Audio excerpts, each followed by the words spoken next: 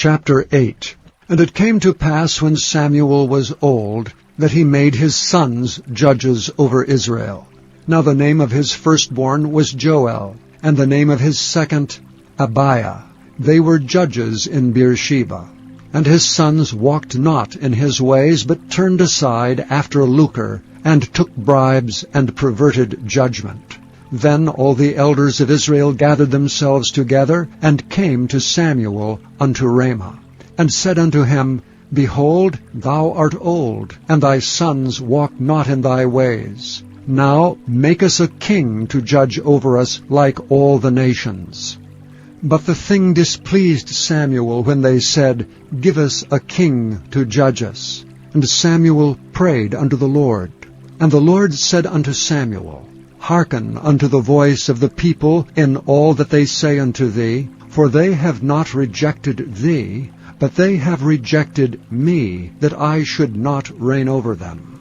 According to all the works which they have done since the day that I brought them up out of Egypt, even unto this day, wherewith they have forsaken me, and served other gods, so do they also unto thee. Now therefore hearken unto their voice.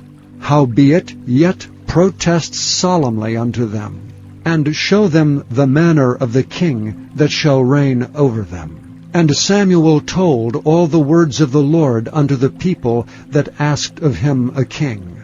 And he said, This will be the manner of the king that shall reign over you. He will take your sons, and appoint them for himself for his chariots, and to be his horsemen, and some shall run before his chariots.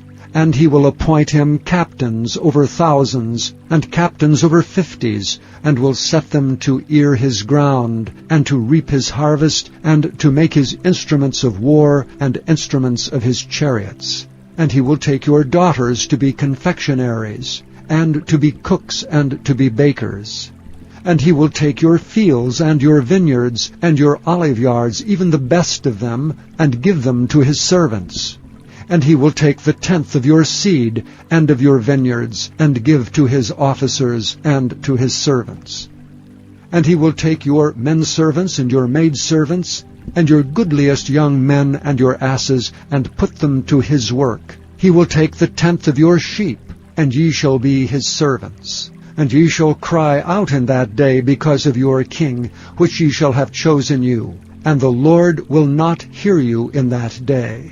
Nevertheless the people refused to obey the voice of Samuel. And they said, Nay, but we will have a king over us, that we also may be like all the nations, and that our king may judge us, and go out before us, and fight our battles. And Samuel heard all the words of the people, and he rehearsed them in the ears of the Lord. And the Lord said to Samuel, Hearken unto their voice, and make them a king. And Samuel said unto the men of Israel, Go ye every man unto his city. Chapter 8.